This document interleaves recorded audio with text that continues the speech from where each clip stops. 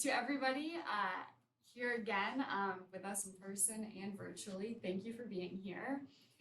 If you didn't notice, this is a Zoom webinar, which means that your video and your audio is automatically off. You can't turn it on unless you're one of our panelists today.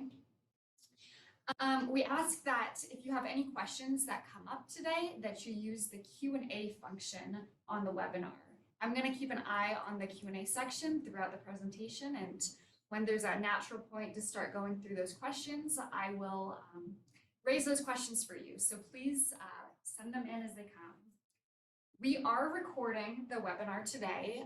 We ask, however, that you guys please refrain from creating any unauthorized recordings, audio, video, or take any pictures today. If you want access to our recording, we will make it available once we've gone over it and edited it.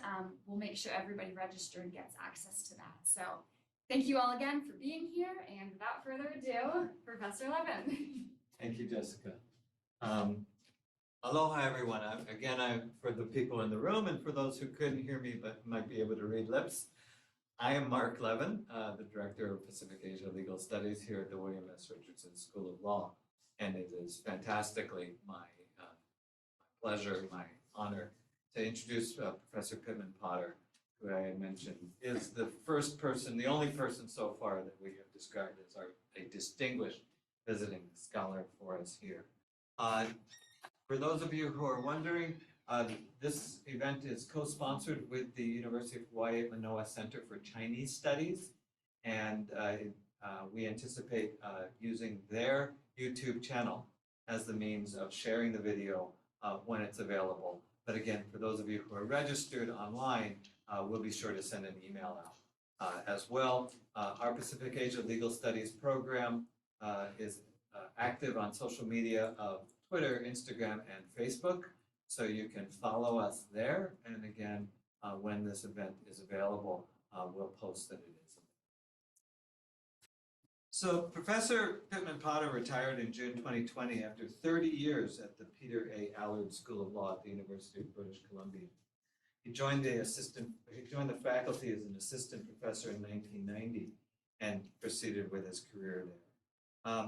He was the director of Chinese legal studies and had any number of other remarkable and important positions, including a senior fellow at the Asia Pacific Foundation of Canada, and in 2015, being elected as a fellow of the Royal Society of Canada. His academic background begins with a BA in Chinese Studies and History at George Washington University, a master's in political science at the University of Washington, and then a JD at the University of Washington there, and continuing on with his work in political science to get a PhD with distinction. Aside from his work as a scholar of China and Chinese law and history and political science, he is ordained as a deacon in the Anglican Church of Canada and is actively engaged with the community there. Professor Potter has a publications record more than I could come close to introducing, but there are any number of books, including Local Engagement with International Economic and Human Rights Law, co-authored, Assessing Treaty Performance in China, Trade and Human Rights, The Legal System of People's Republic of China, and just to show off that I have a copy, Exporting Virtue. Today's talk is a work in progress, and we look forward to seeing it in book form. I had a sneak preview because 2 weeks ago I was in Vancouver and Professor Potter took me to dinner. I was telling my students I had this feeling of being a student again, from that, like going out to lunch with your professor and you're just hanging on every word. It's like, I'm just going, oh my gosh, how come he knows all that? And so you'll get to see why I was thinking that 2 weeks ago. But it really is my honor. And Pitman, thank you for being here. Pitman is joined by his wife, Vicky, who's in the back. She could wave, but she won't be on camera, but we're glad to have you, Vicky, as well. So, Pitman. Well, thank you very much. I assume the sound is all on, and so it's my It's my great pleasure to join you today to discuss a new bit of work. And, you know, in some ways, it's sort of about what I did on my summer vacation. I mean, basically, this is my COVID project that I started working on in the spring of 2020 when we first started getting locked down, and it continues. So this is what came out of that, and the title will become more clear as we go forward. And now I want the machine to move from slide to slide. Hopefully it will work. Let's try that out. Okay.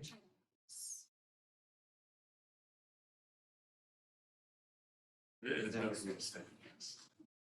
So it should work off the mouse. Yeah, it will now.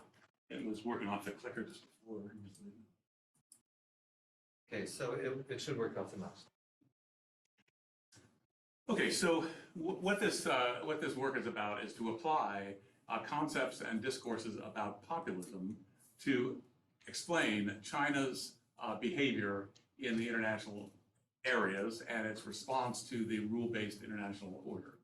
So we start with China as a populist regime, and of course the People's Republic of China connotes a populist foundation, and the slogans of Maoist China of serving the people, which still adorns many official offices and so on in China, and to a current economic theme of common prosperity. And we've seen this effort to be responsible for the well-being of the people in China, and that underscores this populist perspective. Also, as we saw through the early years of the PRC, even the years of the revolution and so on, this challenging of local and international elites through class struggle, through Deng Xiaoping's three worlds theory, which differentiated between the first world of the superpowers, the middle world of the developed economies, and the third world of the developing economies, and again, showing the differences among those and the conflicts of interest. And then rhetoric around self-determination under UN treaty language and so on. So PRC populism challenges local and international elites as well, but it has not been favorable to local social populism. So populist movements about labor or about environment, and the Bourg-Xilai affair of a number of years ago made quite clear that the current regime has little patience for local populist regimes aimed against an elite in China, because the party is the elite in China. So that local populism has been turned internationally, consistent with ideological positions from the Mao area and earlier. And so we see China's populist resistance to global elites. And we see Xi Jinping's speech at the 100th anniversary of the founding of the Communist Party of China in July 2021. We will never allow any foreign force to bully, oppress, or subjugate us. And that is expressed as a kind of a populist resistance to an elite that threatens China. Xi's speech at the 20th Congress in 2022, we have unswervingly opposed any unilateralism, protectionism, and bullying. So this notion about resisting bullying from an international elite is very consistent with much of populist rhetoric. We also see China enacting core socialist values in 2014, which essentially appropriate international standards of human rights on freedoms of expression, for example, or freedoms of property, or democratic elections and so on, but a rule of law, but have adapted those to China's conditions. So it's an exercise in essentially appropriation of those to resist the international standards set by the rules-based international order. It's sort of I'll call back to the Da Hongxi, Fan Hongxi, lift the red flag to oppose the red flag, which is where international rhetoric on human rights and rule of law are used in order to set China aside from the international standards we currently pay attention to. And then another example of this is Foreign Minister Wang Yi's speech about the Anglo-Saxon clique, the Anglo-Saxon clan, which was an example to really build an ethnic dimension into China's resistance to the rule-based international order. So we see quite a lot of populism in PRC history, and that has been continued under the current regime. If we look at Xi Jinping's speech at the 100th anniversary of the founding of the party, we see three markers of PRC populism that came through repeatedly in the course of that speech. First is the idea of sovereignty. No one should underestimate the resolve, the will, and the ability of the Chinese people to defend their national sovereignty and territorial integrity. So this notion of sovereignty is a key marker in China's populist resistance to the international order. Development is another marker of PRC populism. We must deepen reform and open up access across the board, ground our work in the new stage of development, fully and faithfully apply the new development philosophy, and foster a new pattern of development. This is a somewhat coded language which talks about challenging the current international rules-based economic order. And that means questions about the WTO and questions about trade and investment relations and so on, all in the service of China's development ethos, which is really around regime-led development, as I spoke about in the Exporting Virtue books.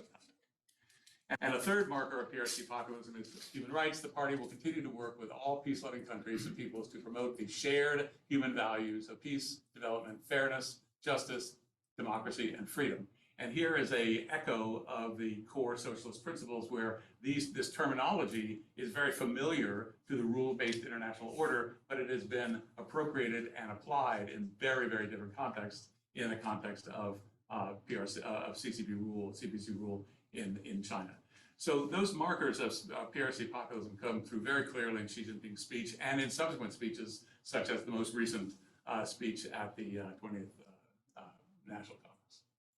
Now, populism is a complement to the very standard national interest rational actor models that tend to dominate international thinking about China's behavior in the world. Much of the writing, whether it's in foreign policy or in the journals or in books and so on, is really about China's national interest, pursuit of its national interest through essentially a rational actor approach to identifying that interest and pursuing it in the context of international matters. And I would say that populism is a complement to that. It adds to that, it enriches that by looking at this populist resistance to the international order, not simply as an expression of self-interested resistance, but actually as an expression of this populist discomfort with the international elite. And this, I would say, contrasts with both my selective adaptation book from 2014 and my recent Exporting Virtue book from last year, which don't specifically use rational actor thinking, but certainly apply it in the discussion of China's work on trade and human rights. Never too late to learn anything. Okay, so we have China as a self-avowed populist regime. And we have three international crises of COVID-19, climate change, and involuntary migration. We've all heard about the COVID-19 question, the role of the World Health Organization, and the socioeconomic and political impacts around the world. Climate change, we see it now in the context of the COP meeting in Egypt about separation or distribution cost of climate change remediation and adaptation. The International Panel on Climate Change, the Paris COP1 agreement, which was a critical one, and equally and probably more importantly, the Glasgow COP26 of 2021, which really set forth a whole range of somewhat aspirational, but nonetheless very important goals for limiting emissions and addressing climate change. When we look at involuntary migration, another undisputed crisis, the UN High Commissioner on Refugees reports 82.4 million people forcibly displaced through 2020, among whom were at least 26.5, so to speak, million refugees. And we see just a crisis of international migration every other day. We're reading about the tragedies that are happening in that process. And one of the things to note is that the scope of these crises is global. It affects all three affect every corner of the globe, and they are very interdependent.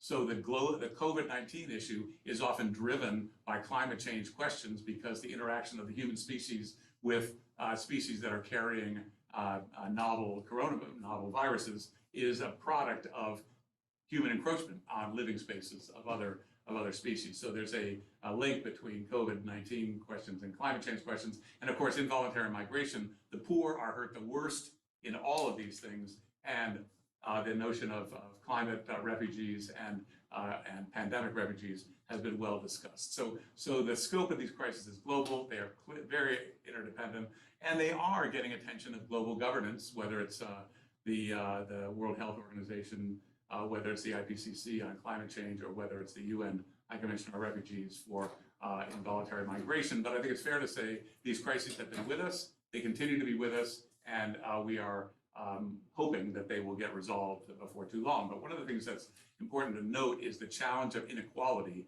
that pervades all three of these crises. The poor are affected the worst in all of these things. And so the solutions that states and global governance adapt to apply to these crises really do reflect differing positions on the notion of inequality and how it affects the scope and the interdependence of these three crises. So what this manuscript does is it examines China's crisis response as an expression of PRC populism, and it reveals the actual character of PRC populism. When we look at populism, I referred first to the dimensions, and it's very well understood. It's basically resistance to elites. Now, what resistance actually means and what elites actually means are pretty flexible terms, but nonetheless, there is a unifying theme of resistance to elites. But it's important to note that that populism is not exclusively a, quote, right-wing event. It has advocates on the left as well. So if we think about Extinction Rebellion, for example, if in the climate space, if we think about Idle No More in the Aboriginal rights space, we see that there are progressive organizations or groups that express populist sentiment in addition to regressive types. So I differentiate between progressive and regressive. I try to move away from the left and right wing. I don't find that a particularly helpful way to think about it. So progressive and regressive is about tension between seeking an idealized future and mourning the loss of an idealized past. And both of them have heavy doses of idealization of that unrealized future or that unrecognized past, but this differentiates. Also, it kind of looks like the difference between opportunity cost, where progressive advocates for change on climate or on pandemics or on refugees or on many other issues, they see an opportunity for reform being lost. So in political economy terms, it's sort of an opportunity cost problem.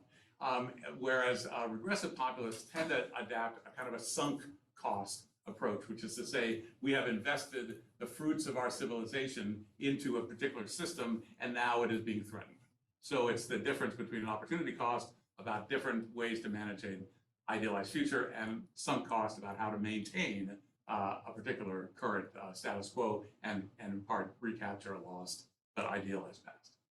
Now we also have social and regime populism. So we see intermediation between through political leaders and through the media, and I just want to look at U.S. politics, a pretty good example of that, although I don't really talk about U.S. politics at all in this manuscript. But political leaders reflect political themes, populist themes, both to garner support, but also to encourage viewpoints in their followers. And the media, of course, of all stripes and varieties, is an important conduit for communication of these ideas. So we see progressive impatience for reform, and if you look on the side of progressive populism, we see Extinction Rebellion, Occupy Wall Street, Idle No More, and so on. That's progressive impatience for reform. And in regime populism, we see efforts at global governance, reforms in the WTO, multiculturalism, again, reflecting impatience for reform in the more progressive populist realm. In the regressive side, we see anxiety with the status quo. So we look at QAnon, or Proud Boys, or the Boogaloos, and their unifying ideology often is the need to recapture a past ideal, even if that past ideal was largely mythical. And when we see in regressive regimes, we see reliance on nationalism. We see reliance on protectionism and immigration barriers to set up a country as a kind of an isolated resistance to the international events and affairs. So we see social and regime populism as part of these dimensions which complement the progressive and regressive dimensions. Then I just want to suggest that what we're seeing in regime populism of late is what I call globalized populism. It is built on a legacy of imperialism, of colonialism, and globalization in which many countries around the world, particularly developing but not exclusively, I mean, look at Hungary, for example, resist this legacy of imperialism, the legacy of colonialism and globalization, and the legal order that is seen to represent it. So it's about a tension between international legal order and local interests and conditions. It moves beyond domestic politics and law to resistance to the international rule-based order as elitist. So this is taking what we are often familiar with as local populism within countries, resisting to elites, resisting to perceived loss of opportunity and so on. And we globalize it into the international event, into the international realm, where it is resistance to the international rule-based order. And this is evident in regime responses on COVID. So the questions about whether mask mandates should be pursued or should not be pursued, whether climate change should be pursued or not. I note that the British Prime Minister has finally found it in his heart to go attend the meetings in Cairo, but until today, that was an uncertain prospect. And given the current state of politics and the economy in Britain, it would have been a major absence for him not to be there. So we see different regime responses, and the same terms of involuntary migration, whether migration should be supported, or we see the experience in Europe over the last couple of years of a lot of fence building and resistance to migration from other parts of the world. And embedded in all of this are responses to inequality, varying from tolerance to encouragement. So when we're looking at regime responses to COVID, the more the regime says, let people make their own decisions, that tends to exacerbate the poverty dimensions of inequality. When we look at climate change and say, we are going to allow technology to solve the problem and we're not going to invest in recovering sea level areas which are likely to be destroyed in short order, that again is tolerant of the inequalities that come out of that. And with involuntary migration, the differentiation between irregular migration, which is poor people trying to get to a better life, and business migration, which is business elites moving from market to market, we see, again, expressions of differences on inequality. So the focus of my work is to focus on the PRC regimes, globalized populism, and I mentioned the intermediation, which certainly happens in liberal democratic societies where you have populist sentiments in society being reflected by politicians who are also reflecting that back to the society. In China's case, I think it's primarily the regime trying to influence social viewpoints on populism. Okay, so when we look at the origin, we have the dimensions, the global scope, the left, the right, the regime, the social, and so on, and we see the foundations of populism, and most of the writing on populism talks about material conditions. It talks about economic dislocation, the working class loss of jobs due to downsizing, due to globalization, and so on. So economic dislocation is clearly a well-documented reason. Another reason, though, that's important to recognize is that if you look at the socioeconomic conditions of the people who stormed the Capitol on January 6th, there were a lot of fairly wealthy people there who flew to DC in private planes. So this was not a question of economic dislocation. These folks were well off, but it was an issue of status anxiety, which is that their hard-fought gains may be lost if too progressive policies change the tax system, change property system.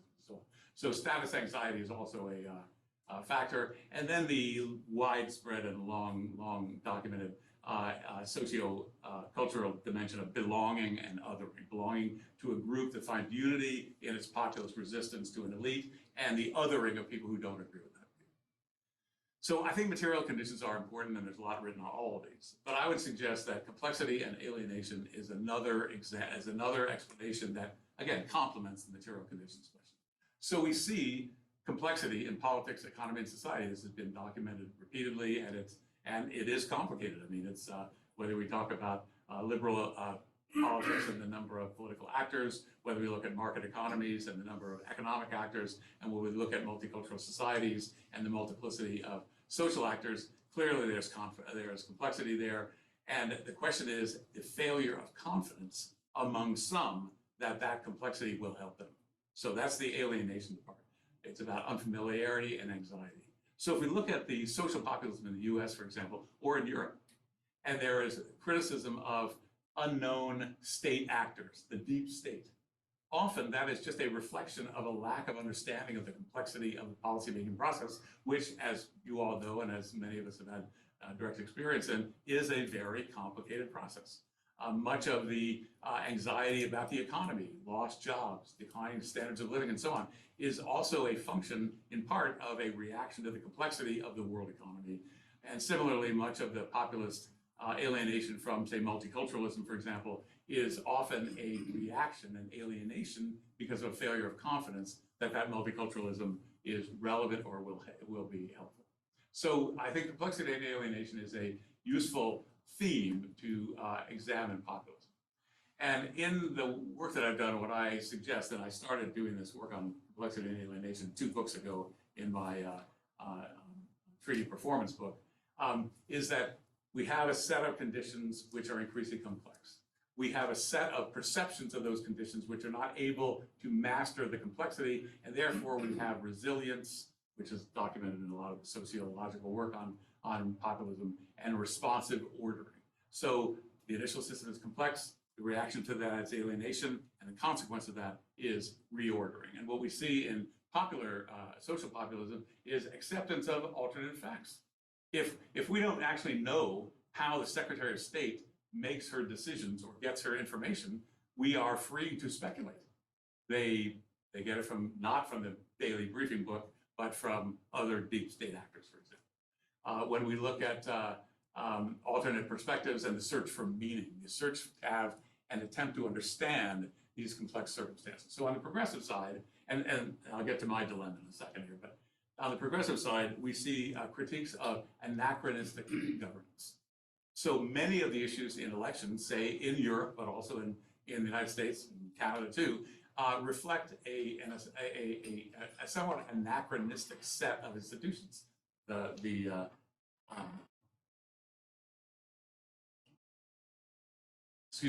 electoral college system in the States, for example.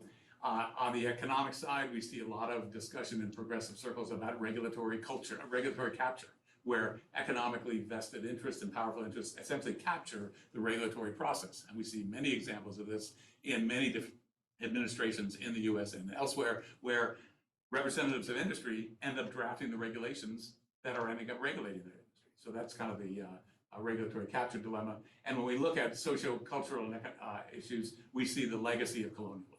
And if we look at, for example, the efforts of the Canadian government at Truth and Reconciliation, we look at some of the efforts of American governments and governments in Australia, for example, and elsewhere, to build reconciliation with First Peoples, a lot of that is subject to a criticism that it is, in a sense, a colonial exercise, because it sets a status of colonial superiority and submission that distorts the entire process.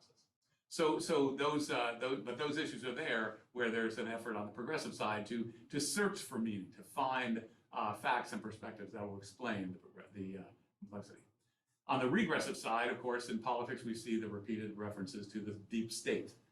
We see on the economic side, the loathsome anti-Semitic conspiracy theories about George Soros and others who are controlling the world economy. And on the cultural and social side, we see regressive touting of replacement theory as an example of attempts to grasp alternate facts and perspectives that can lend meaning to the complexity of political, economic, and social conditions.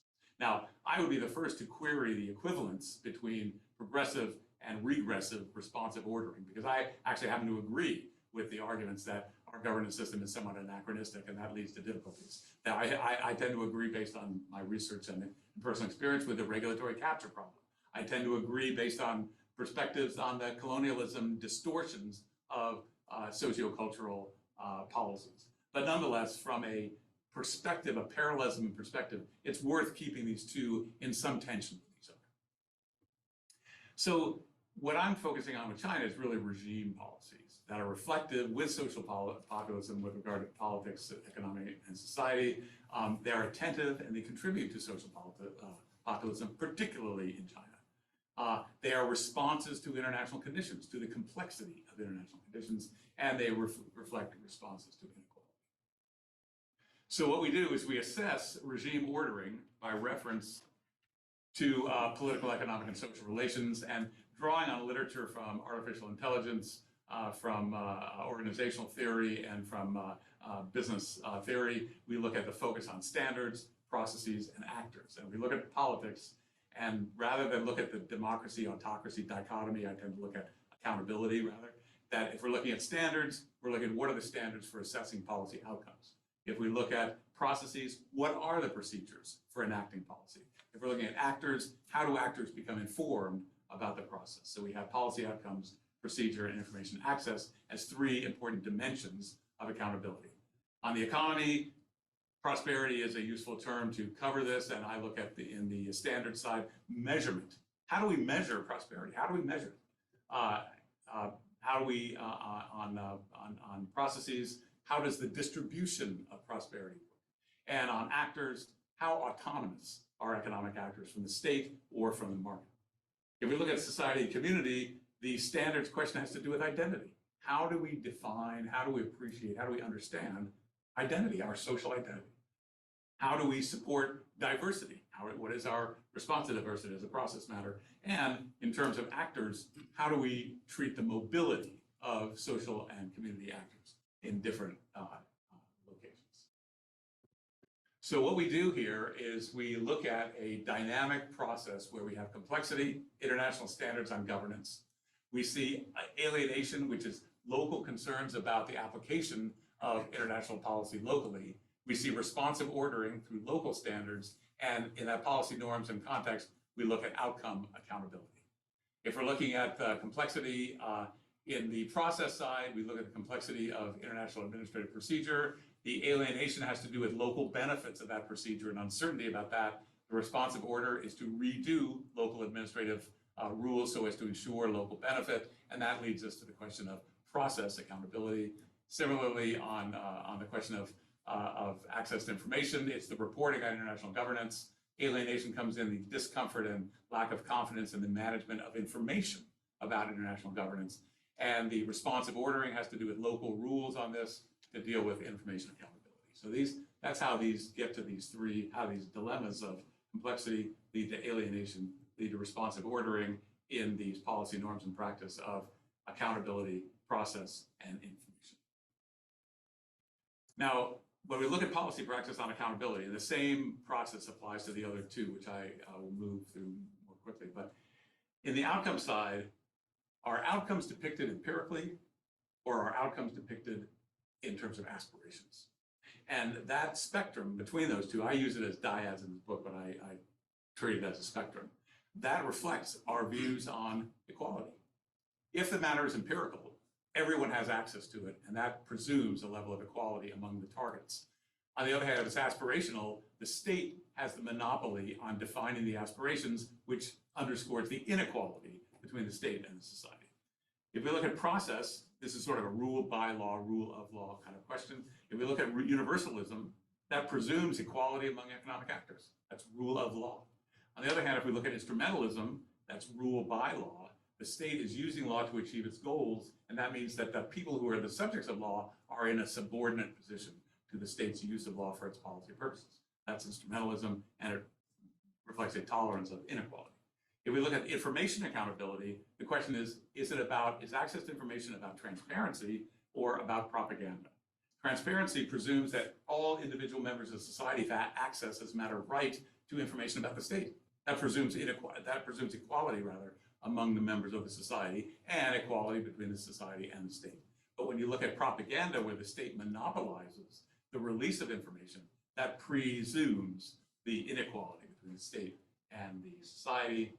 And so what you end up seeing here in this dynamic chart is if you look at accountability, that central column, you have outcome, process, and information accountability. And if it goes in policy practice toward empirical, then it's resisting inequality. If it's going toward aspirational, it's more tolerance of inequality. On process, very similarly, if the policy practice is impartiality, rule of law, it tends to resist inequality because it presumes the equality of people, whereas if it's instrumentalist, it leads to tolerance for inequality.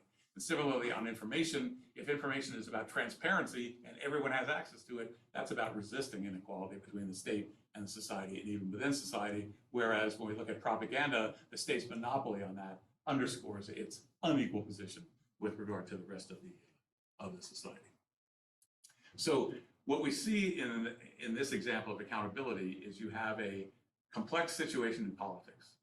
You have alienation from that complex situation by grasping at sometimes false facts sometimes different perspectives on progressive and regressive side, or if it's a regime, it is responding to the international conditions about how they affect us locally. And the question is, we look at accountability in terms of information, in terms of outcome accountability, process accountability, and information accountability, which themselves reveal perspectives on equality or inequality.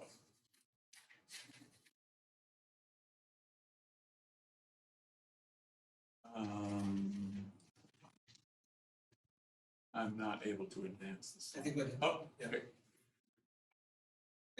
Make sure the icon is off of that top bar, Oh, got it. or the cursor. Yeah. Got it. Okay, so similarly, when we look at the complexity and alienation on prosperity, we see a similar dynamic in terms of resistance to globalization, the uncertainty about the evidence of local benefits, the enactment of local standards, and we see three dimensions, as I mentioned before, on measurement, distribution, and autonomy of prosperity, and regime policies on those reflect views on equality, because on measurement, reliance on macro or micro data. Macro data reliance essentially presumes equality among all the actors that generate the macro data, whereas micro localized data takes difference and inequality into account. On distribution, whether the mode is through the private sector, kind of the rising tide lifts all boats sort of thing, trickle-down economics approach, which again presumes inequality among economic actors and between the state and the society, whereas distribution through public sectors presumes greater equality in the need for distribution of the benefits of prosperity. And when we look at autonomy of prosperity, is it autonomy from the market or is it autonomy from the state? And that in turn reflects policy positions on the equality of economic actors. So we have a similar dimension here that I just described with respect to with accountability. And we'll have the same approach when we look at community. So when we look at community, we have the international standards, we have the local reaction, local resistance, and we have the local enactment, and we have three dimensions: identity, diversity, and mobility. Is identity inherent or acquired? And clearly there's a spectrum here, not either or, but if identity is seen as inherent, that presumes a level of inequality among inherently different people. Whereas if identity is acquired through education, through experience, through life experience, through what have you, then you're presuming the equality of all people to achieve that level of identity or to embrace that level of identity. Whereas where identity is inherent, differences are baked in and inequalities are tolerated. When we look at the question of diversity and support for integration and segregation, these two reflect perspectives on equality, since integration is about presumed equality of all those who are being integrated, and segregation presumes a level of inequality that justifies the segregation. And in terms of mobility, is mobility seen as a threat or as an opportunity? And when it's seen as a threat in the literature, it tends to be in terms of the inequality of mobile people, of immigrants, with local societies and the threat that proposes, as opposed to assumptions about equality of all people, and therefore mobility brings opportunities for social exchange, for cultural exchange, for economic development, for political refinements. So we see this same dimension in community. And so when we look at community practice, and we see identity inherent and acquired, and we see its impacts on resisting and tolerance for equality. Inequality. So this chapter is the most difficult, the most complicated, as Vicki can probably attest, since I've talked about it with her many, many times, and I give myself a headache whenever I do, but I'm getting there. So we start with China that adopts a populist rhetoric, and we start with a definition of three global crises of pandemic, climate change, and refugee migration. Then we look at the dimensions of populism, regime, and social, left and right, and so on, and we identify the phenomenon of globalized regime populism resisting the international rule-based order. We look at foundations of populism in material conditions and in complexity and alienation.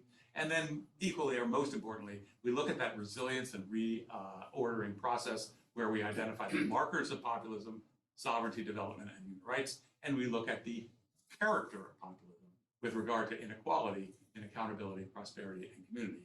And we use this model to assess crisis response, responsive regimes to these three crises. So when I was writing this, I was sort of saying, well, why is China special? why should you just focus on China? I mean, there are other populist regimes around the world. Let's look at what they do and just see what the comparison is. So I did a whole chapter on benchmark regimes, 2 from Latin America, trying to do progressive and regressive, Venezuela on the progressive side, Brazil on the regressive side, and yes, Bolsonaro just lost the election, but it's early days yet, and we'll have to see what happens, but he still represented a right-wing populism in Brazil. In Europe, we see Greece under Tsipras, which was a progressive populist regime. It's been replaced subsequently, but nonetheless gives a good example of progressive populism in Europe. And we see Hungary under Orban, which is clearly a regressive populist regime. In Asia, we see India under Modi as, largely speaking, a regressive populist regime. And in the chapter, I go into some details to support why I conclude that. And the question is China. And what many colleagues have said, well, China would be the progressive example of populism because China is a left-wing regime, socialism, with Chinese characteristics and so on. And that's the whole purpose of the exercise here, is to find out whether China in this dimension. So the benchmark regime just set that up. So I look at three basic focus points of China's globalized populism, and the 2 dimensions are critical for crafting policy responses. The alienation dimension, populist resistance markers with regard to sovereignty, development, and human rights, and also the ordering mechanism of how tolerance, resistance to inequality is reflected in PRC outcome, process, and information accountability, in PRC measurement, distribution, and autonomy of prosperity, and in PRC identity, diversity, and mobility in community. So I have three case studies. One is COVID, one is climate change, and one is refugee migration. And I think what I'm going to do in light of time is skip to the climate change component, in part because I published a piece with the East-West Center earlier this year that really, in a very short way, sets out the climate, China's COVID response in the context of, I refer to it as alienation and discontent. So I'll leave that to your reading, but it follows the pattern for the other chapters. So I look at the context for accountability, and then I look at the context for COVID policies. I look at the process for engagement with complexity, containment and control, information suppression, and so on, and then partial disclosure and cooperation, interaction with the WHO, and so on.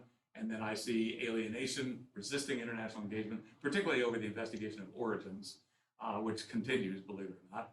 And so we see that alienation and resistance to data access and so on, championing the superiority of China's authoritarian governance and resisting pandemic, zero COVID, for example, vaccine diplomacy and so on, and prodding the WHO and the World Health Administration, its administrative agency, to focus on control, not on origins. And so we see responsive ordering, remember complexity, alienation, responsive ordering. We see 2 key COVID documents, the Ministry of Justice Law Enforcement Opinion of February 2020 and the State Council Information Office White Paper of June 2020. And these 2 reveal throughout these focus points of sovereignty, development, and human rights, and then also reveal an aspirational approach to outcome accountability, a instrumentalist approach to process accountability, and a propaganda approach to information accountability. So I'll leave that paper to your reading, but that sort of summarizes. Now, on climate change, we have a very different situation. On COVID, we really saw a confrontational relationship between China and the world system, the international rules-based order, because China was heavily criticized, sometimes fairly, sometimes unfairly, mostly tragically, because the habitual resistance to providing information, which permeates the Chinese government, really just exacerbated the problem worse. In a way, it's kind of like a Greek tragedy kind of waiting to happen. But clearly, the COVID dilemma was a matter of a contentious level of engagement with the international system. In climate change, it's a much more active engagement. China has been actively engaged on climate change for at least since the early 80s. And so we see the context for China's prosperity policies in terms of the evolving reliance on markets and the tension between the state and the market. And we see China's development priorities. NDC is the Nationally Determined Conditions Report, which is provided for every Congress of the Parties COP meeting of the Paris system, the International Climate Change System. And China development priorities are food security and energy security. And we see tension with the international climate establishment, both the Framework Convention on Climate Change, the Kyoto Protocol, and the Copenhagen Agreement, where China's emphasis on sovereignty and development had a big impact, some say a deleterious impact. And we see layered themes of collaboration, resistance, and ordering in China's engagement with complexity. So there is a lot of documentation, but the key here is to look at those markers. On sovereignty, China insists on sovereignty being the starting point for any of its work on climate change. Now, that notion of sovereignty, although, and when we see Chinese PRC public documents and they rely on the UN Charter, so there's lots of documents out there you can rely on. But when you rely on the UN Charter, when China is doing that, it is relying on the UN Charter's language on state sovereignty. Now, remember, when the UN Charter came out, that was more prominent than today, where we see interdependence and globalization and so on. So China's views on sovereignty underscore its acceptance of international climate goals, its emphasis on development, food security, and so on. Color, it's an adaptation with the use of the term common but differentiated responsibilities and respective capabilities. So in China's national determined contributions for the Paris COP meeting and the Glasgow COP meeting, we see China's efforts to entrench acceptance of a doctrine of common but differentiated responsibilities, which give developing countries a different treatment on emissions control than development. And we see this same sort of development resistance in the April 21 Leaders Climate Summit, where there was a resistance by China to the Paris warming targets. We see Xi Jinping at the UN General Assembly in 21 talking about 2030 and 2060 as the benchmark timeframes for China reaching carbon neutrality, which are more forgiving than the Paris Convention rules. So we start to see this engagement with complexity, and then we see the alienation coming out from solidarity with developing countries, ratification of the Framework Convention on Climate Change, but common but differentiated responsibilities and respective capabilities. Again, is that development dimension. We see the Kyoto Protocol, which China signed, but continues to underscore these developmental differences. So in China's engagement with the international climate order, if you will, there are these recurring themes of sovereignty is the basis for Chinese engagement. China's development requires different standards. And because development is a human right in China's human rights thinking, that development priority takes precedent over other issues like property rights or individual human rights or freedom of the person or freedom of expression that often come up in climate change debates. We see the same dimension of resistance at the COP26 in Glasgow. Xi Jinping did not appear to send a letter of support. And we see, again, 2030, 2060 rather than 2050 as Paris would require. We see resistance to China's resistance to revising the Paris temperature targets from well below 2 degrees centigrade and ideally 1.5 degrees centigrade to a firm 1.5 degrees centigrade, and China has resisted that. China declined to sign the methane pledge, which is a key issue in release of methane, which is a greenhouse gas and contributes to climate change.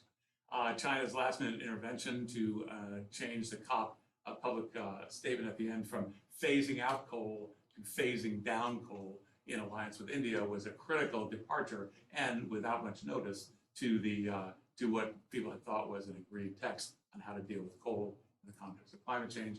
And then finally, its embrace of the financial loss and damage facility, which is clean energy for poor nations. And this is the focus of the COP27 in Cairo of this year. But I would just say, if I could be so bold, even though the loss and damage facility, the loss and damage dialogue, tends to be somewhat obscure. And if people were asked to say, what is the Cairo meeting about? And people said, well, it's about the loss and damage facility. Many observers are saying, well, that's kind of a small issue. That, I would suggest to you, is the essential and unavoidable issue for global climate change. Because global climate change matters are not going to get dealt with unless the wealthy, industrialized, developed economies basically pay for the undeveloped and poorer economies to change their climate change posture and their emissions. I think that is really important, and that's what the loss and damage facility is all about. But we're seeing resistance to Cairo with the British Prime Minister, and we didn't even show up. So this is really the turning point, and I hope it goes well. Now I have a long discussion on China-U.S. collaboration and resistance in the context of climate change, and there have been a lot of U.S. withdrew from Paris and rejoined.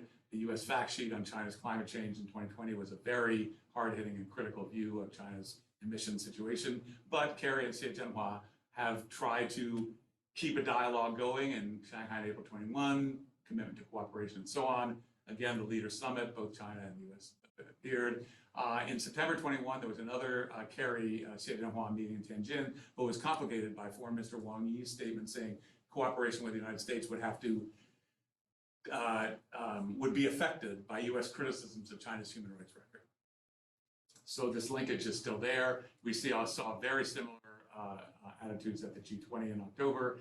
And then, but to many people's surprise, there was the U.S.-China joint Glasgow declaration, again, John Kerry, Ambassador Kerry and Xie Zhenhua, which talked about difference between this and the April 21 meeting, from continuing to discuss to intent to cooperate, and a creating of a working group. So clearly there's an effort to move things forward, although in the last couple of years since Glasgow, things have gotten much chillier in the U.S.-China relationship, and recently Kerry remarked on the importance of continuing U.S.-China collaboration on climate, despite issues about trade and Taiwan and human rights and so on. That remains to be seen.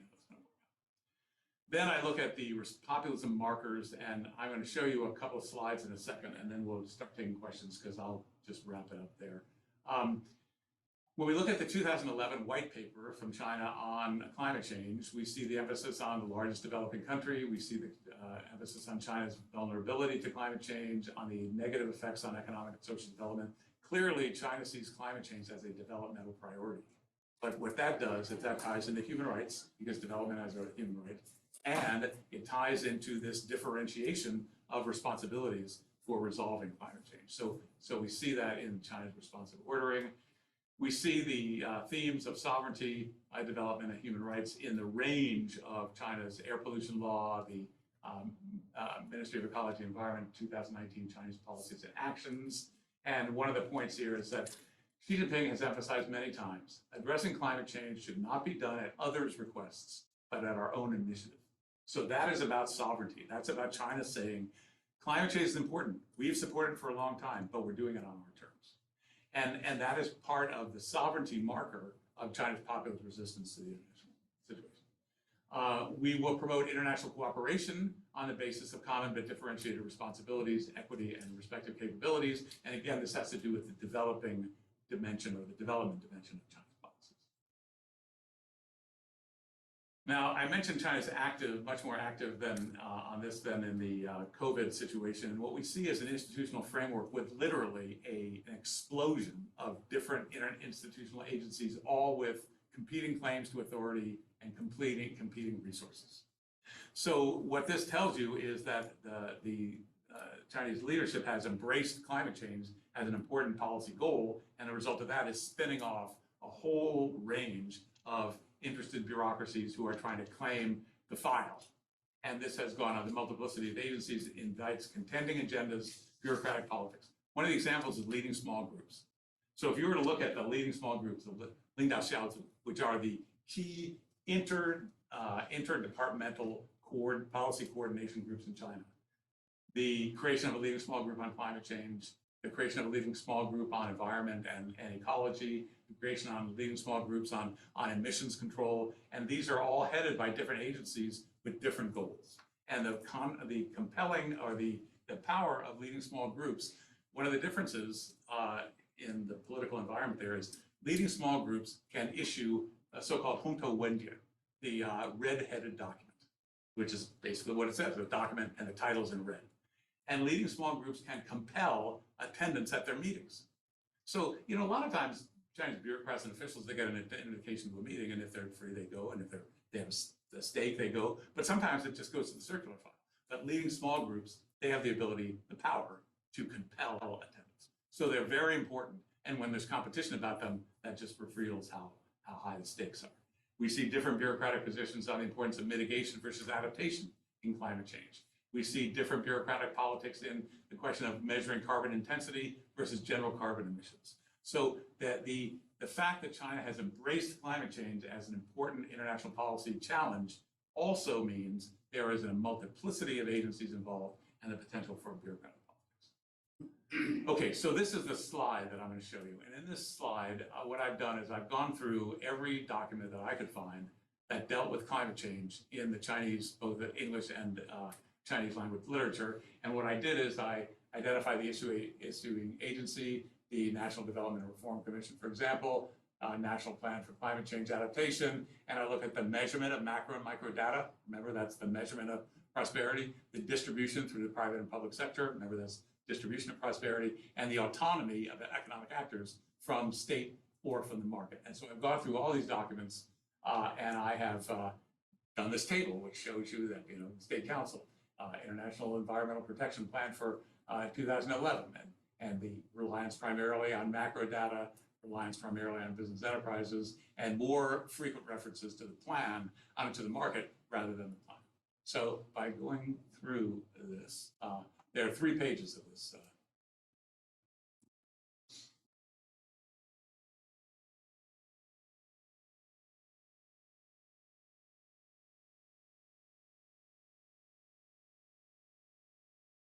It is. I don't know what happened to that slide. What are we trying to? I'm just trying to.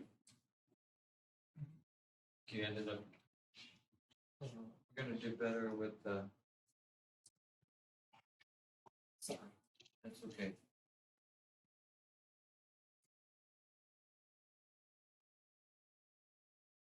Where do you want to be? Thank you, everybody.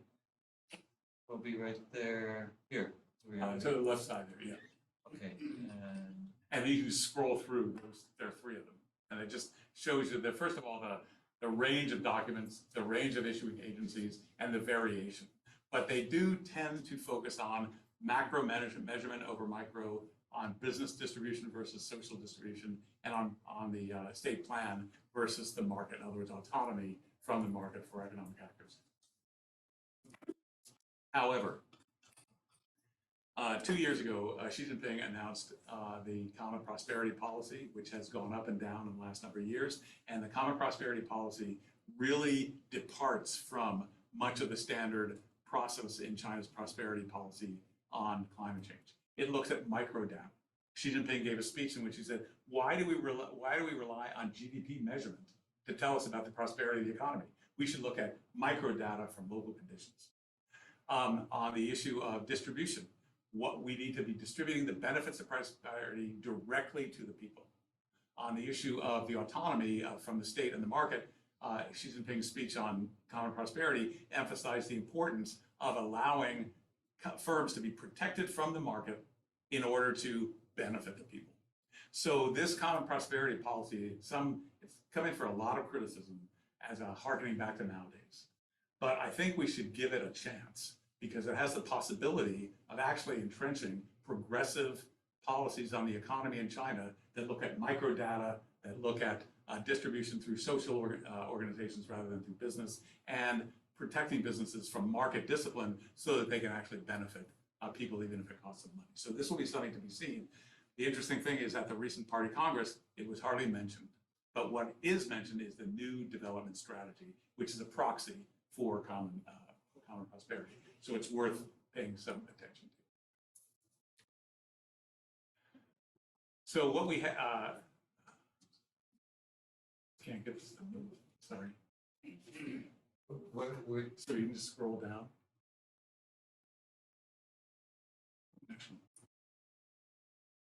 And so what we see in going through all these documents is we see the engagement through complexity. We see the resistance markers of alienation, sovereignty, development, and human rights. We see their general application in resisting international admission standards, in differentiation of responsibilities, common but differentiated responsibilities. And we see the development as a human right and regime-led development. And then we see operating norms and practice on autonomy, prosperity, and community. So that's the climate change piece. Go to the next page. And then I do the same thing on the migration piece, which I will leave for another talk. So essentially what we do is we start out with the notion of populism to explain China's engagement with the international rule-based order. Then when we look at that populism, we find markers of populism in China's views on sovereignty, development, and human rights as flashpoints of contest with the international system. Then we look at the responsive ordering that comes out of complexity and alienation, and how does that address issues of accountability, of prosperity, and of community through these various policy remarks as applied to the three international crises. The reason we do that is when we get to the conclusion, we're talking about policy responses.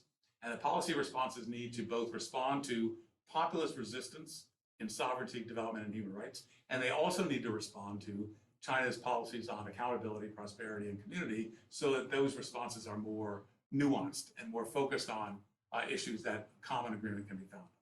Now, the first sentence in this conclusion basically says, and this is where I'll wrap it up, says, look, we have a choice. We can either include China in the international rule-based order, or we can exclude China. And unfortunately, in the last number of weeks or months, there is quite a lot of rhetoric about basically excluding China. And I even hear that even in terms of signing up for Chinese law classes and classes about China in major US universities and so on, that there is less interest because there's so much hostility about China. And believe me, China is a tough client.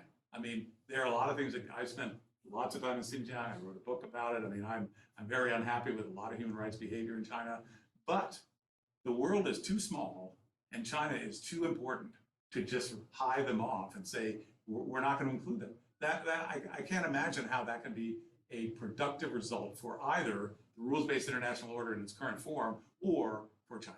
So these conclusions are all based on the notion of bringing China in.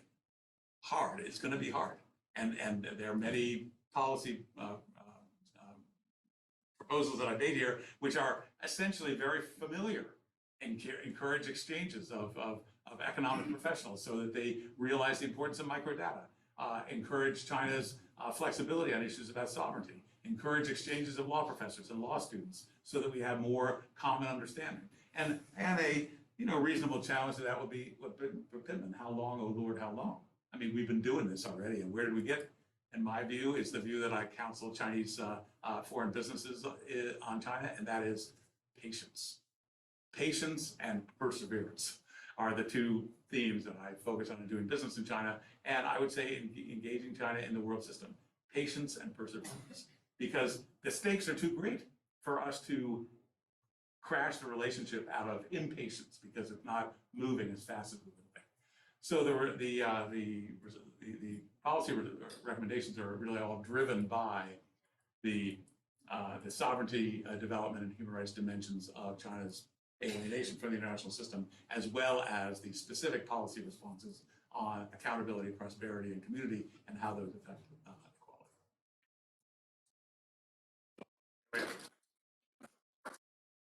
Well, thank you, Pitman, very much. And part of what's fun is we have some people in the room. So this afternoon I had a Center for Japanese Studies event, and it was all webinar, so nobody could clap. So I'm really glad we could hear some applause today. And thanks to everybody in the room, as well as thanks to everybody online. Let me suggest this, if you're up for it. We've got two questions that have come in, and I think they're both good ones, and that might be just right in terms of timing. I know one of the people, and you know one of the people, and you probably know the other as well. So James Corcoran has sent in, and he says, this is quite innovative and of great interest. Do you have any feel for how the Chinese themselves, your contacts or colleagues, etc., see themselves in light of your assessments? Are they able to see themselves in your work? Well, thanks for that. And I would say that for a whole variety of reasons, which are probably familiar to many of you, I have not had the opportunity to be in China for the last several years. COVID is part of it, and there are other reasons, health-related and sometimes political health-related. So I have not had the opportunity to engage with colleagues of mine in China. And that has been a heartbreak for me, but I think it's been the safest course. So I have relied particularly on documents. However, my experience in China over 30 years has been that many of the folks that I deal with will see themselves in this paper because of the notion of that alienation from the international system. That the international system, because of the imperialist legacy, because of colonialism, because of inequalities, does not account for the contributions that China can make. And I think this came out particularly in the COVID situation, where the notion of Chinese traditional medicine was seen as a liability by the WHO, whereas many medical people in China see Chinese traditional medicine as an example of China's innovation. If we think about climate change, China's emissions are high, no question about it. But China has not been sitting on its hands on climate change. They have enacted more regulations and more law and more activity, and it's worth paying some attention to. And friends of mine in China often bemoan the fact that they don't get credit for the things that they're doing. And the standards that they're being held to are the standards that a policy person in Washington would be held to. Whereas in China, the free and open discussion of things, the disagreement with the official rhetoric, and so on, it's just harder. So I think colleagues would see themselves in this. Okay, thank you. And then speaking of colleagues, my colleague, Ron Brown, has a question for you. But before I go there, I also want to say, those of you who are in the room, if you have a question, we've got time for that as well. So we'll come there in a moment. So my colleague, Ron Brown, posts in, and he says, using your analytical tools, how do you characterize China's Uyghur issue and its recent ratification of anti-forced labor conventions and its failure to go forward with the EU-China Comprehensive Investment Treaty, which would incorporate that?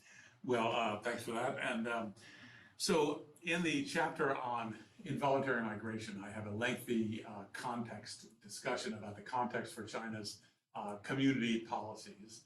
And it really focuses on the minority nationality policies. And I think when we look at the questions of identity, remember I talked about identity as being inherent or acquired. When we look at the question of diversity and the dilemmas of integration and segregation, and we look at the issues of mobility, in all three of those, the regime's national minorities policy has talked about the inherency of identity. So citizenship in China, for example, depends on nationality. So this is the difference of the Guomin, Guoji, and the Minzu.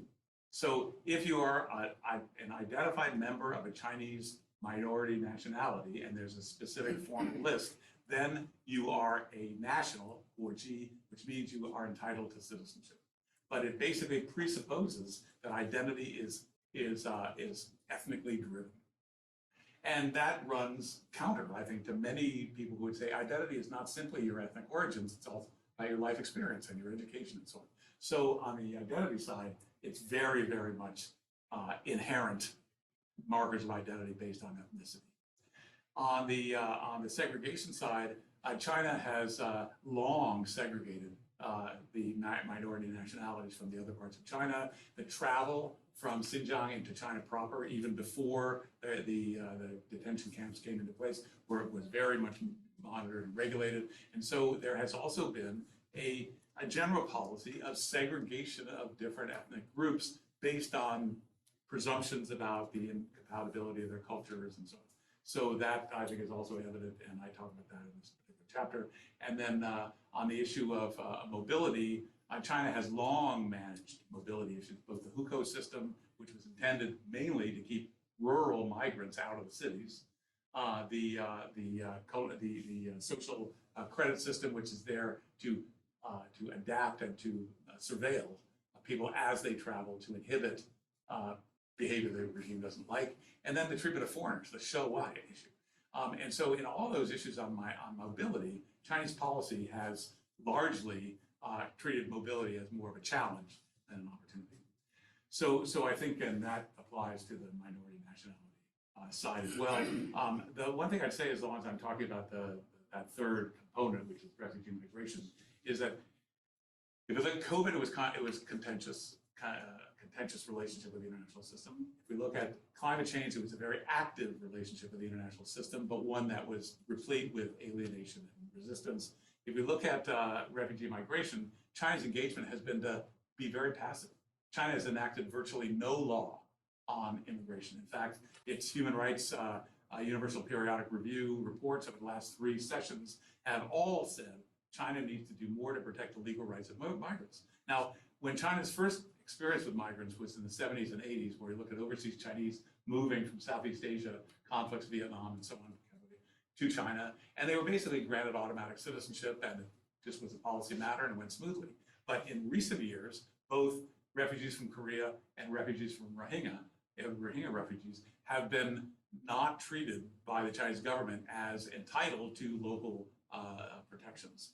Now, China did enact entry and exit law a number of years ago, 8 years ago, that did grant temporary legal rights to refugees in China who were waiting confirmation of their status.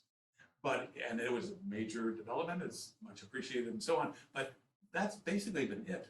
And most of China's views on international refugee migration have been policy views stated in the context of the Global Compact on Migration and the Global Compact on Refugees that China had a role in drafting and has a role in implementing, but there's very little in terms of formal law on the refugee status question. So COVID was more confrontational. Climate change was much more activist, but still alienated, and refugee migration is really a matter of passive resistance by really not doing very much. So we have one more here from another colleague, Taeyong, but let me take it to the room. And so Taeyong, we'll get there, we'll come to you in a moment. But any questions or comments from inside the room? And I've got 2, Zoe and then Tara. So do you see the extension of regimes like with China where they've extended how long they can be in power as more of a positive or having more of a negative impact? It's a very interesting question. Okay, so you could take that sort of president for life discourse and changing the Constitution and so on as an example of process instrumentalism, where the issue is not a rule that applies to everyone equally, that's the universality of law, but rather particular instrumentalism of law, change the law to suit a particular policy goal, underscores inequality between the beneficiary of that and the rest, so on. So in terms of the analysis here, it does fit into a much more regressive pattern. But I'm not entirely sure it's directly connected to the populism dimension, other than to say that sufficient people in the leadership are content with Xi Jinping's globalized populism to continue supporting him. But I think the real key is going to be on economic policy. And remember, the changing Politburo has basically weeded out almost all, if not all, of the economic reformists that had been there previously. So, Xi Jinping has sort of a blank slate, and I expect under the rubric of the new developmental strategy, which is, as I said, a proxy for common prosperity, I would not be at all surprised to see more of that. But as he experienced in late 2021, there's been a lot of resistance to that common prosperity with the emphasis on microdata, on distribution through social groups, and on autonomy from markets. There's been a lot of resistance to that from foreign firms. Many foreign firms are pulling out of China, and more importantly, by Chinese domestic firms. So I think the real test of Xi Jinping's longevity is going to be, and since he was born in the same year as me, in fact, he was born in the same month as me. So I look at him and I say, well, how long you got? In any event, I think the economic policy debates are going to be the critical issue in terms of his impact going forward and ultimately his political future. So you good? Oh, good. Thank you. Tara? Thank you for the wonderful presentation. I learned a lot from it. I have 2 questions. The first one is, taking your last point about the need for inclusion of China into the rules-based order. My question is whether China wants to be included, given the nature of what we know as the rules-based order and who dominates it. And so whether or not China wants to be included in that, or that there is a need for a reform in what we regard as the rules-based order. So that's my first question. My second question is, your analysis focused a lot on the Chinese state, which is understandable given the power that it has. But a lot of China's engagement internationally is not only by Chinese state, by by other Chinese actors as well, including Chinese companies, many of whom are connected to the state, but also Chinese diaspora communities. And I'm wondering how China's global populism is reflected in the engagement that these other Chinese actors have globally. Well, thank you so much for both of those. So in terms of what China wants, I mean, that's of course the $64 million question that none of us actually has an answer to, is what does China actually want? But the purpose here actually is to remove the distractions that are posed by complexity and alienation, so that the Chinese regime and its decision-making process, which I grant is hugely complex, and I've written about it before, many others have, but for that process, slow and cumbersome as it is, to come to the realization that actually participating in the rules-based order is in China's interests. It ultimately is in their interest. But the difficulty is that when the dominant theme is about alienation for complexity, one's interests are viewed through that lens, and so the clarity of the benefits of the international rules-based order for China are obscure. So one example I would give is China's participation in the WTO. China's participation in the WTO happened for a whole variety of reasons, as most of you know, I'm sure. Part of it was about China's gaining access to world markets, but an even bigger part of it was to reform China's domestic economic policy-making process. So many of the promises that were made in terms of market economy and rule by law have not yet been met. And I emphasize the yet part, because economic reform, legal reform, political reform, these things happen because of local insistence, not because people in Canberra or Washington or wherever say that you ought to do it this way. It's because they see it as their interest. So I think there's a strong case to be made that it is in China's interest to be a fulsome participant in the rule-based international order. And it's interesting to see that the WTO side, there are many in China, in the business community, for example, who see it as a definite advantage. It gives them economic access. But there are also those who recoil at the complexity of the dispute settlement process, and recoil at the complexity of the dumping investigation process and the subsidies investigation processes and so on, where that very complexity of the international process is not seen as in China's interests. So that is where the engagement, the communication, and it's too strong a word, but the training or the inculcation of the view that managing complexity is not only doable, but it is in China's interest to do it.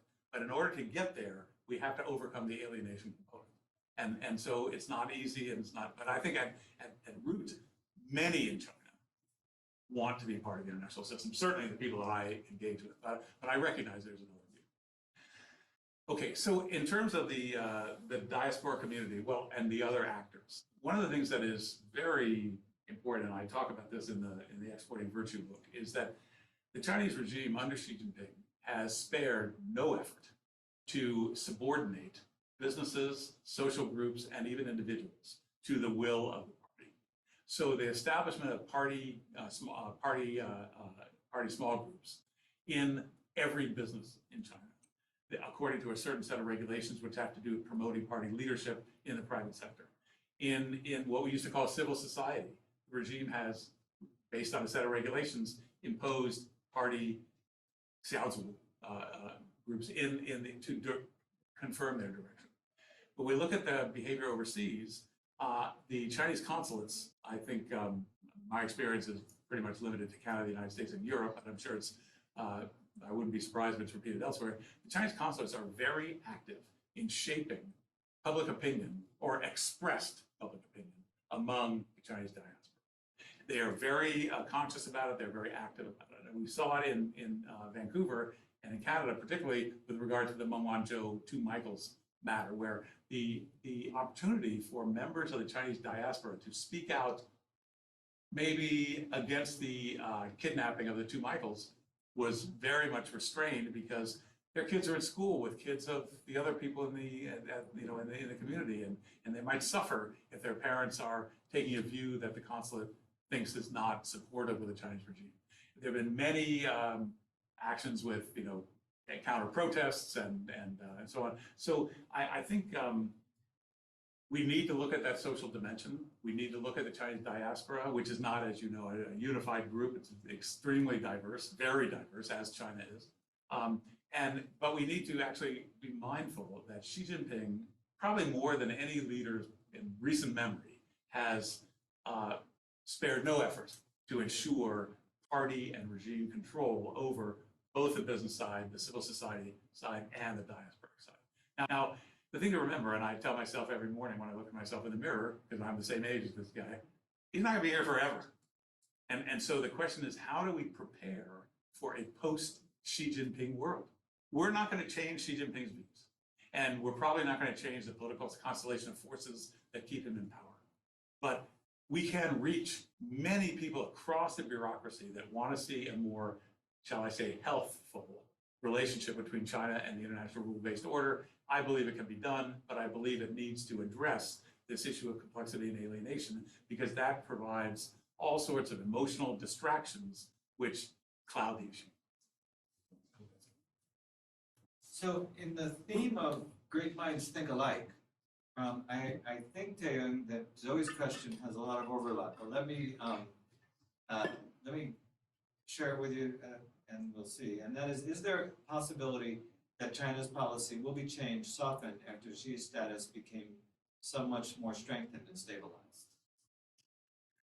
Certainly there is the possibility. Debating Xi Jinping's status and future is sort of, let's just go down to Washington Square, New York City, and grab a table, and how many different views you want, and how many people can talk to in one day about it. I mean, it's, there's just a lot there. And in fact, one indication of that is, for those of you who follow these sorts of things, the China Poll listserv assessment of the eviction of Hu Jintao from the recent Party Congress. And literally there are dozens every single day of new emails saying, well, I have a new perspective on this. So Xi Jinping's future is a cottage industry. Many suggest that his success in getting the Constitution revised and getting himself appointed as a third term indicate his power. But think of Deng Xiaoping, okay? Deng Xiaoping didn't need a position. Deng Xiaoping didn't need a title. All Deng Xiaoping had to do is call up the commander of the Guangdong military district and say, send 200,000 troops up to Beijing because I've got a demonstration on my hands in June '89 and I don't know what to do about it and I need your help. He didn't cite a document. He didn't cite, I am chair of the military commission. I didn't do any of those things. He just called him up on the phone and said, get up here. And guess what? So we know the history of that. So people who are truly powerful do not need to acquire these formal expressions of their power because their power is already there. So I think that's worth bearing in mind. Now, I also think it's clear that what he is doing is actually, it may be a sign of uncertainty about his longevity and his power, but it also has alienated, forgive the term, a whole band of officials at the next level who are waiting to get promoted. Because China's kind of like a pachinko game in reverse. It's like you ascend up to the top, and every time someone's taken out of your slot, well, that's a slot for you. And every time somebody's taken out of that slot, there's another slot for you. And that whole promotion of the nomenclature in the Chinese bureaucracy is all dependent on an orderly retirement process. And that's one reason why they put in place an orderly retirement process to build unity within the bureaucracy. Well, what she has done has basically put that largely aside, and all those who were expected to get promoted as his successor promoted their colleagues and their mentees and so on. All of that is thrown into great uncertainty. So I think the cost, political cost to Xi Jinping from these moves has yet to really been calculated fully, but I think it'll be significant. And that plus the economic issue really will tell us a lot about what happens over the next number of years. But as I said, and as I say to myself in the morning, he's not going to be there forever, so we're going to plan. Well, I'm going to pick up on two fantastic quotes from today. One is Xi Jinping's future as a cottage industry. And so we appreciate that, but I think we have at least made our way far into that cottage in terms of a lot of understanding for us here in the room and here online.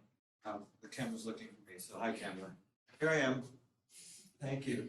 The other one though is perseverance and patience as to China, but I will add, this is a book in the works, and Professor Potter has written several books, and my guess is that perseverance and patience are exactly what it takes to get a book out. So, That is true. so with that, we have that to look forward to. Today's talk has been terrific, really fantastic, and we really appreciate you making the time for us here. Again, to our audience and to others who may be watching this in the future, we will put this online, and we hope that you will find it valuable as well. And with that, I think we can wrap for today. Say mahalo to Professor Potter, and Thank you very much.